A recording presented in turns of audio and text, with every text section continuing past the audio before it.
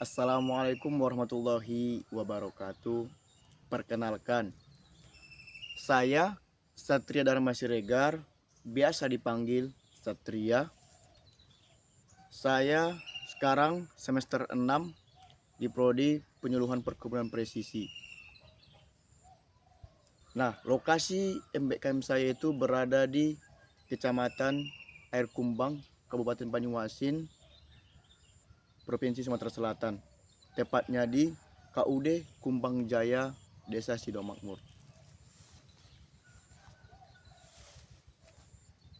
Dalam pembuatan video ini, saya akan menjelaskan kepada kawan-kawan semua tentang mengenai SOP panen dan angkut yang ada pada kebun plasma KUD Kumbang Jaya.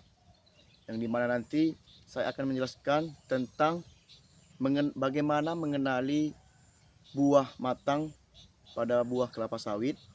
Yang kedua, taksasi produksi. Yang ketiga, rotasi panen dan waktu panen. Yang keempat itu tentang peralatan panen. Yang kelima tentang sistem panen, mulai dari teknik panen, pengangkutan buah dari hanca panen, dan pengumpulan berendolan. Dan yang terakhir, pengangkutan buah dari TPH utama ke pabrik TBS. Dan setelah itu kita akan membahas nanti tentang bagaimana perusahaan dalam penyortiran buah yang ada di sana. Yang pertama yaitu mengenali buah matang ataupun matang panen. Kita ketahui bahwa setiap benda ataupun setiap buah itu memiliki karakteristik masing-masing.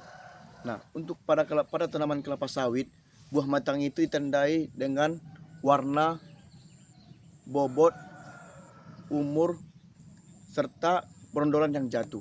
Nah, untuk matang kelapa sawit itu yaitu biasanya itu warna merah dan juga ada juga merah yang terang, tergantung varietasnya. Nah, setiap perusahaan itu memiliki praksinya masing-masing atau SOP matang buahnya masing-masing. Seperti PT DSAP itu memiliki praksi mulai dari 0 sampai praksi 5. Mulai dari buah mentah sampai buah busuk. Akan tetapi KUD Kumbang Jaya memiliki SOP yang sudah menjalin kerjasama antara KUD Kumbang Jaya dan PT DSAP, yang dimana isi dalam MOU tersebut atau kerjasama tersebut yaitu PT DSAP menggunakan 3 tipe, yaitu tipe pertama buah yang diterima, tipe kedua buah pulang, yang tipe ketiga yaitu buah masuk dalam sortasi. Berikut dari buah mentah, kriterianya praksi 0 ataupun 00, dan juga ini buah mengkal, praksinya 1 sampai 5 brondol, dan juga ini yang disarankan oleh perusahaan yaitu praksi 5 sampai 10 membrondol.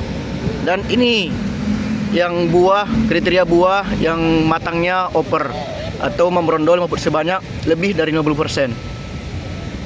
Nah, sementara ini adalah buah busuk ataupun buah batu. Ini sebenarnya tidak diterima oleh pihak pabrik karena dia udah matang, maka diterima dan dipotong sortasi. Nah, sementara ini adalah buah yang abnormal, teman-teman sekalian, yaitu yang buahnya buah cengkeh ataupun buah yang kecil-kecil. Ini sebenarnya diterima juga, tetapi dipotong sortasi.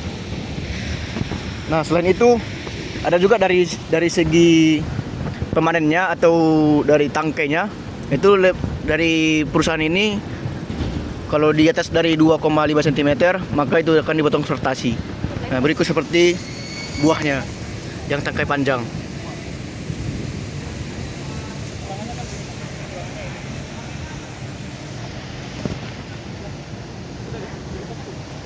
Nah, menurut MOU tersebut, DSAP dan potongan wajibnya itu minimal 4% dan maksimal 5%.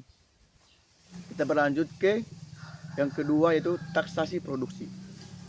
Taksasi produksi yang ada di KUD Kumbang Jaya ini agak sedikit berbeda dengan perusahaan-perusahaan lainnya. Mengapa? Karena taksasi produksi yang ada di Kode Kembang Jaya ini, karena ini adalah sawit milik petani, maka petani berhak bagaimana cara mengelola sawitnya atau mengelola kebunnya, tapi sesuai dengan standar yang diberikan oleh KUD. Di dalam taksasi ini biasanya koordinator lapangan itu memberikan 2 remisi, itu setiap 2 kali dalam sebulan. Remisi pertama itu biasanya di awal bulan, remisi kedua itu di akhir bulan. Yang ketiga, kita berlanjut ke rotasi panen dan waktu panen. Rotasi panen adalah putaran yang terjadi pada akhir panen dan awal panen. Nah, karena tadi saya telah menjelaskan tentang bagaimana rotasi panen di KUD Kembang Jaya ini memiliki sistem rotasi 7/7. Karena KUD Kembang Jaya memiliki 14 blok yang terdiri dari 2 hamparan blok, yaitu blok G dan blok F. Setiap rotasi panen 7/7 tersebut, KUD Kembang Jaya memanen sebanyak 2 blok. Itu satu di blok G dan satu blok di blok F.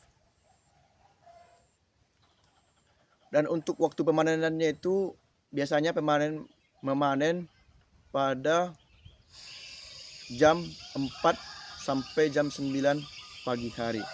Setelah itu pemanen akan mengumpulkan buah dari lahan ke TPH umum untuk ditimbang oleh kelompok tani. Nah, kita beralih ke peralatan.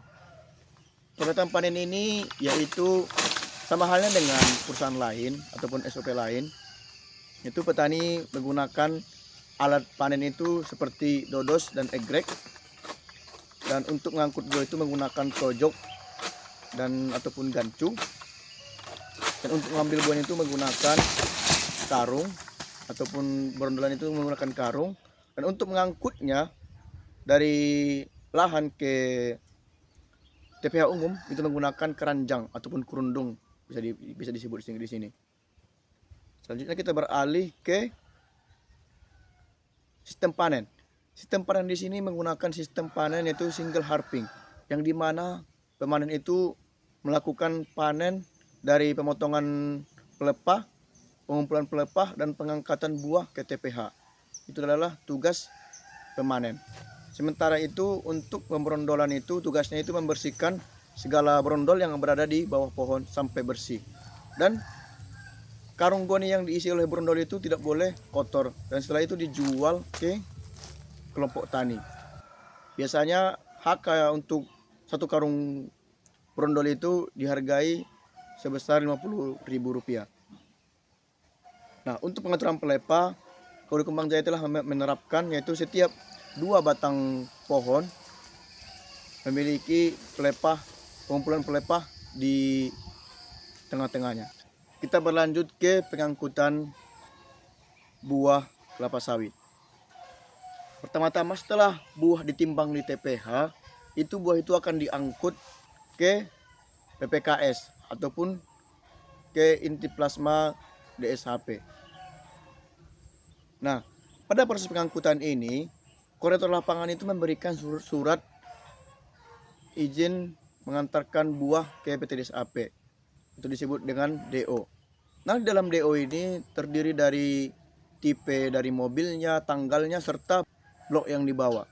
Nah, setelah itu sopir akan membawa hasil dari tonase yang diantarnya dan kembalikan ke koordinator lapangan, yang akan menjadikan acuan dan nanti sebagai upah dari para pekerja panen, memberondol, serta sopir truk, dan upah pada pemilik lahan.